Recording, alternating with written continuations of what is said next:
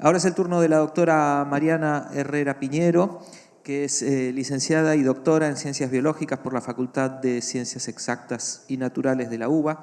y directora técnica por concurso del Banco Nacional de Datos Genéticos, nada menos. Es especialista desde mayo de 2015 a la fecha, por cierto. Es especialista en genética molecular del área de genética humana de la Sociedad Argentina de Genética y especialista en genética forense de la Sociedad Argentina de Genética Forense. Muchas gracias, Mariana, adelante.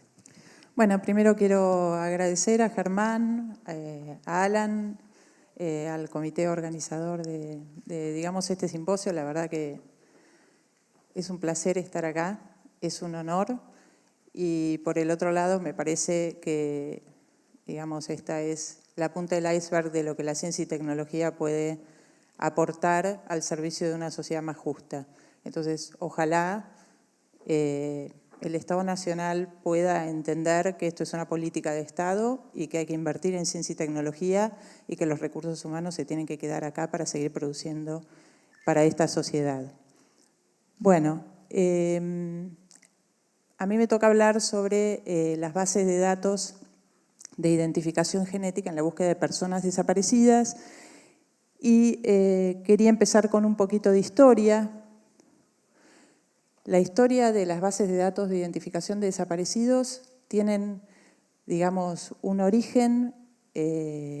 directamente relacionado con los hechos acaecidos en la última dictadura cívico-militar aquí en Argentina. Nosotros sabemos que entre el 76 y el 83 la dictadura militar dejó un saldo de 30.000 personas desaparecidas, 500 niños nacidos en cautiverio o apropiados junto con sus padres. Las personas que desaparecieron fueron asesinadas en la vía pública o llevadas a centros clandestinos de detención, donde fueron torturadas. Las madres parieron en cautiverio, en maternidades clandestinas. Luego esas personas fueron fusiladas o drogadas y tiradas al mar en los vuelos de la muerte, que alimentaron, digamos, cientos de cadáveres se encontraron en las costas de Uruguay y de Argentina. La gran mayoría de estas personas aún continúa desaparecida. Se han encontrado personas enterradas como NNs en cementerios, en fosas comunes dentro de cementerios y fuera de ellos. Y bueno, y en el contexto de esta situación fue que cuando vuelve la democracia a nuestro país, fuimos el primer país que después de una dictadura encaró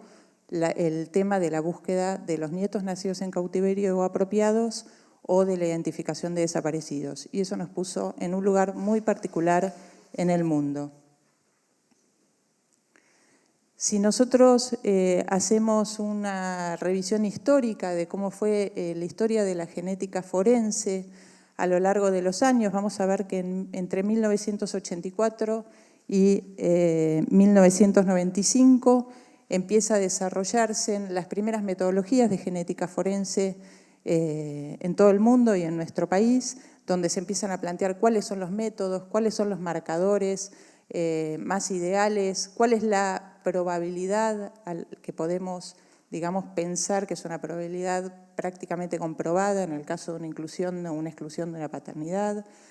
Y en ese mismo momento y en paralelo con el desarrollo de las nuevas metodologías aparece la primera base de datos en el mundo, que es la base del Banco Nacional de Datos Genéticos, que se crea por ley en la Argentina en el año 1987.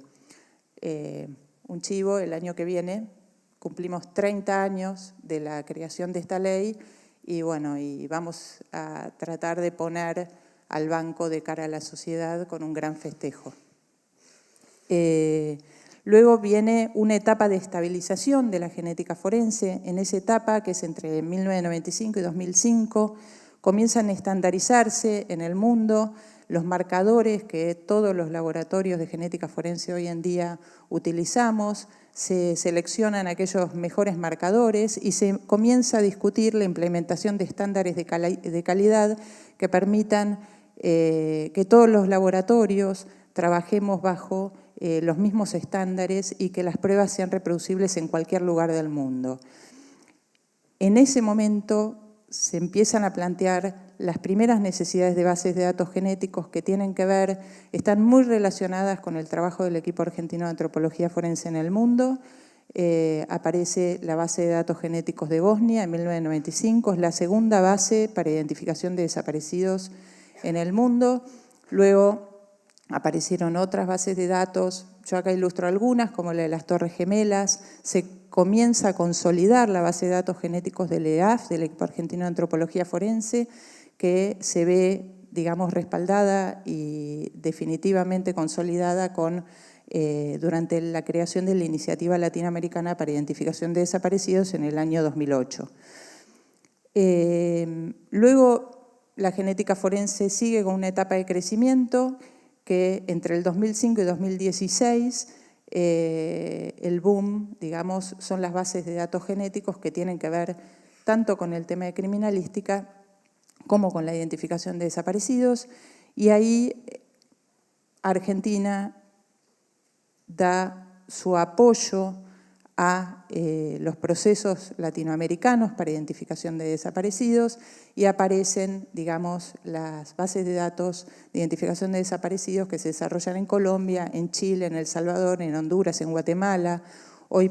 digamos, contamos acá con expertos y compañeros nuestros de Perú que están construyendo su propia base de datos genéticos y todos muy asesorados por el expertise de los genetistas forenses argentinos.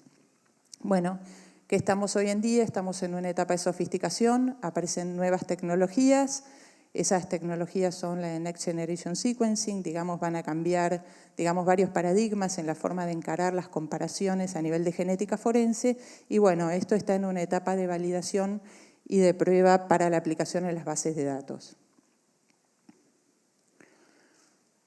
Bueno, esto para que tengan idea, solamente los países de América Latina que tienen leyes de identificación de desaparecidos, tenemos Chile en el año 2012, Colombia en el año 2009 y Perú en el 2016, ¿no? En el año 2016. O sea que Argentina había empezado un trabajo de identificación de desaparecidos muchos años antes, 2 décadas antes, que aparecieran las leyes de identificación de desaparecidos en otros países y la creación de las bases de datos. Como ya bien presentó Mercedes Salado Puerto ayer del EAF, la tarea de identificación de desaparecidos no es una tarea que solo se puede dejar, digamos, en manos de una base de datos de ADN, es una tarea mucho más compleja que involucra a distintos actores de las ciencias forenses, de la medicina, de la odontología, de la antropología. Se han sumado la física, la matemática y la criminalística. Entonces es un proceso muy complejo que lleva a plantear una hipótesis y esa hipótesis tiene que ver con cómo se va a analizar ese perfil genético después en una base de datos. O sea que todo lo que tiene que ver con investigación preliminar antes de cargar un perfil genético en una base de datos es fundamental. Digamos, es tan crítico como el proceso que ocurre dentro de la base de datos. También, digamos, ya comentó Esteban cómo se maneja una base de datos, pero en las bases de datos se cargan perfiles genéticos, pero esos perfiles vienen de muestras, digamos, que pueden ser evidencias, pueden ser restos óseos, pueden ser, digamos, rastros, prendas de una persona, material genético de familiares. Entonces, eso da origen a que cuando nosotros hablamos de un registro nacional de datos genéticos o de un registro de datos genéticos, no podemos olvidar que los laboratorios que trabajan en el registro tienen que tener otra área que tiene que ver con el biobanco de muestras que van a alimentar luego ese registro a través de la extracción del ADN y los perfiles genéticos. Entonces, no es solo una computadora lo que se necesita en un laboratorio, sino que se necesita mucho más que va asociado a cómo se van a alimentar después y cómo se va a guardar y archivar esa información dentro de los laboratorios que alimentan las bases de datos genéticos. Perdón, me fui para atrás.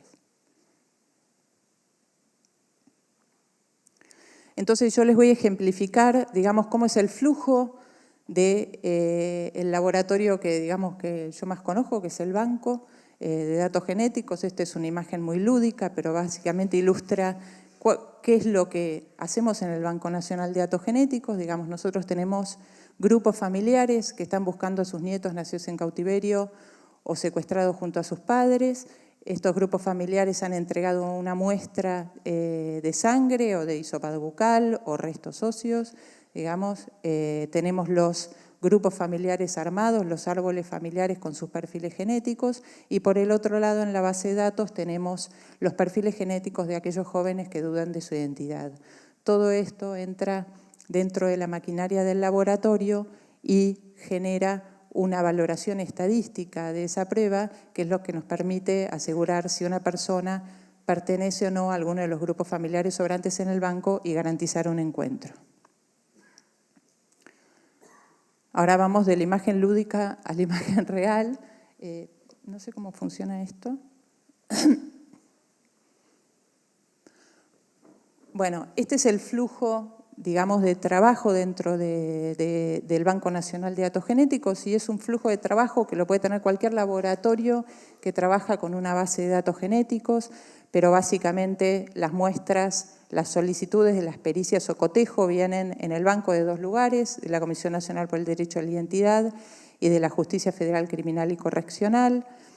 Se toman las muestras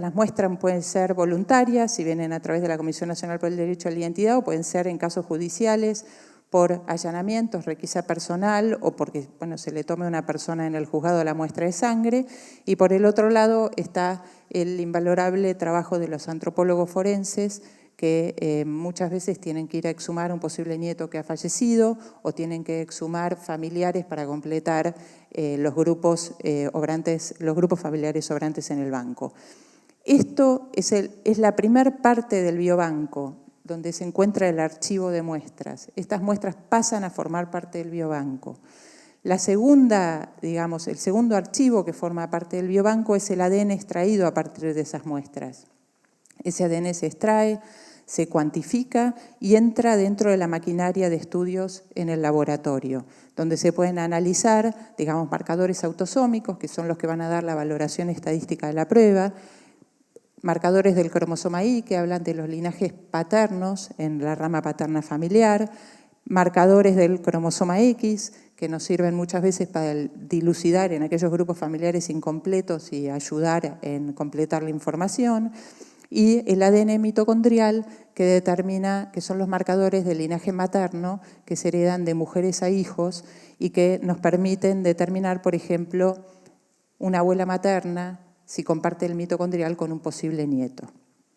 de una hija de esa abuela materna, ¿no? Todo esto genera un perfil genético, ese perfil genético se carga y se coteja en una base de datos, el perfil genético de la persona del posible nieto contra todos los perfiles de ADN mitocondrial, de cromosoma Y, de la base de datos, y por el otro lado se carga en la base de datos de marcadores autosómicos y genera una valoración estadística de la prueba, que es lo que va a terminar en un informe pericial y va a volver al origen de la solicitud de la pericia. Otra de las cosas muy importantes en un laboratorio que trabaja para alimentar una base de datos genéticos es lo que es el archivo de la documentación y de legajos. Este archivo tiene que ser un archivo que contenga, digamos, todo el registro de todo el proceso en papel desde el momento en que se inicia la pericia hasta el resultado. Y es muy importante contar con un espacio adecuado y guardado de forma, digamos, con recomendaciones archivísticas para preservar esa información que en el caso de delitos de lesa humanidad tiene que durar de por vida.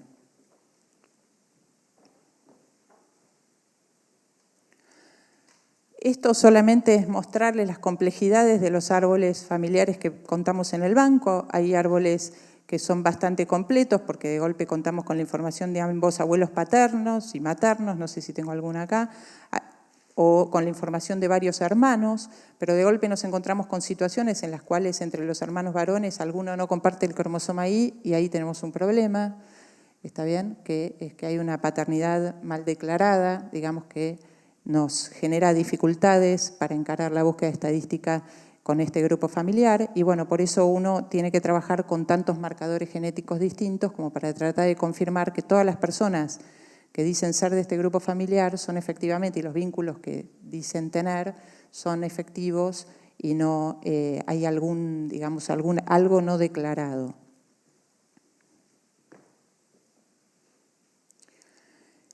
Esta es la evolución de la cantidad de restituciones por año de nietos en el banco. Se han restituido 121 nietos, 69 por metodologías de ADN, las metodologías actuales que nosotros conocemos de ADN. Si ustedes se fijan, a partir del año 98 hubo un gran crecimiento, digamos, en la cantidad de nietos restituidos, y esto tiene que ver con dos cosas. Uno, con que la Comisión Nacional por el Derecho a la Identidad comenzó a enviar muestras al banco de personas que voluntariamente se presentaban, ya no se necesitaba judicializar los casos, sino también con el hecho de que las tecnologías empezaron a automatizarse, las metodologías, y eso mejoró mucho la eficiencia de la búsqueda, aparecieron softwares comparativos, digamos, se implementó y hubo un gran crecimiento en lo que tiene que ver con el ADN mitocondrial y eso ayudó muchísimo, digamos, a las búsquedas y a las comparaciones. Bueno, esto es lo que les contaba. En el año 2008, nuestra presidenta Cristina Fernández de Kirchner presentó en Naciones Unidas, dio un discurso en Naciones Unidas, donde instó a los miembros de la Asamblea para que el Tratado sobre la Desaparición Forzosa de Personas sea ratificado por la totalidad de los países que lo habían signado y presenta lo que se llama la Iniciativa Latinoamericana para Identificación de Desaparecidos, que es una iniciativa que plantea instalar bancos de identidad genética para precisamente dar cuenta de las violaciones a los derechos humanos y poder identificar adecuadamente a las víctimas. Este discurso dio por origen a una resolución en Naciones Unidas, en la cual Naciones Unidas insta a los países miembros a presentar recomendaciones, planteos respecto de lo que serían las bases genéticas para, digamos, el uso de bases de datos genéticos, recomendaciones respecto de cómo es la toma de la muestra, la cadena de custodia, etcétera, en donde la Argentina, junto con el Comité Internacional de la Cruz Roja, presenta la primer guía de buenas prácticas para el uso de la genética forense en investigaciones sobre derechos humanos y derecho internacional humanitario. Esta guía fue presentada en el 2015 en la Convención en Ginebra y fue escrita por genetistas, científicos, antropólogos forenses argentinos y, digamos, es la guía base para el trabajo en toda Latinoamérica y en varios países de Europa.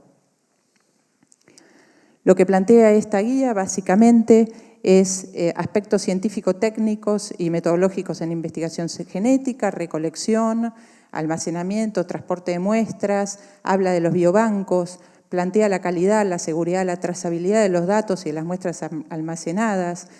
habla de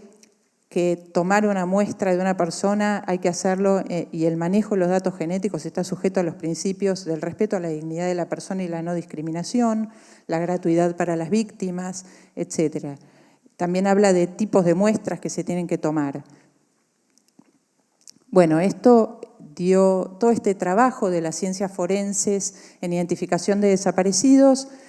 ha dado como saldo la identificación por ADN y por bases de datos de ADN de 627 desaparecidos y 68 nietos. Y también acá es parte de la muestra cómo la ciencia contribuye a la sociedad y tiene que trabajar en relación directa con la justicia porque tanto la restitución de nietos como la identificación de desaparecidos demostraron que hubo una práctica sistemática y generalizada de apropiación de menores y los testimonios de los antropólogos forenses fueron los que permitieron, digamos, fueron claves en el juicio de las juntas y todas las causas por delitos de lesa humanidad. Entonces ahora voy rápido, porque me queda muy poquito tiempo, pero estas son las deudas de la democracia. Tenemos muchos casos, como el caso de Luciano Arruga, 5 años buscado por la familia y aparece como NN enterrado en un cementerio, que fue, en realidad, el día que falleció, digamos, entró en el Hospital Santoyani y la familia fue a buscarlo ahí No había ninguna declaración de que hubiera alguien con las características de Luciano y estaba en el Santoyani y fue enterrado como NN en un cementerio. 5 años después es encontrado por el EAF.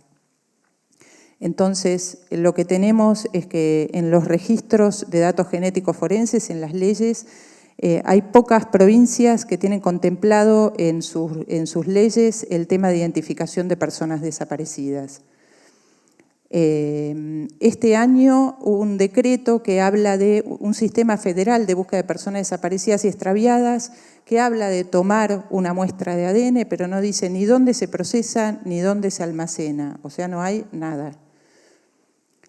Respecto de las bases de datos, cómo funcionan, ya lo saben. Esto solo es para ilustrarles las complejidades de lo que tiene que contemplar un software de búsquedas familiares. No me voy a meter en detalles, digamos, pero habla del tipo de muestras, de si las búsquedas son cerradas, en el caso de una tragedia aérea, si son búsquedas abiertas, digamos, habla de las tablas, de las frecuencias poblacionales que se deben considerar, lo que tiene que contemplar el software, todos los marcadores genéticos de los cuales les hablé. Entonces, esto es, digamos, muy complejo. Esto es lo que estamos trabajando desde la Sociedad Argentina de Genética Forense, acompañando a la Fundación Sadowski en el desarrollo del GENIS. Esta etapa, que es el módulo de búsquedas familiares, lo estamos trabajando el coordinador del grupo, que es Gustavo Martínez, el director del laboratorio del Ministerio Público Fiscal de la provincia de Entre Ríos, el doctor Carlos Bullo, del equipo argentino de antropología forense, y yo desde el Banco Nacional de Datos Genéticos, con todo el apoyo de la Sociedad Argentina de Genética Forense. Lo último, es muy importante considerar que cuando alguien legisla, digamos, respecto de lo que es un Registro Nacional de Datos Genéticos Forenses, no puede dejar de lado la creación de una comisión nacional para velar por todas las características y toda la forma de funcionamiento de esas bases, de ese Registro Nacional de Datos Genéticos Forenses. Y en esto es muy importante una comisión de bioética y jurídica que valore los criterios éticos y jurídicos en relación a la toma de las muestras y que respete los tratados y los pactos internacionales firmados en materia de derechos humanos constitucionalmente vigentes. No voy a hablar de esto, pero bueno, la verdad que, no sé, creo que esto es lo que muestra, en estas charlas nos damos cuenta el valor que tiene la ciencia para que, bueno, un país sea más soberano, más justo y más desarrollado.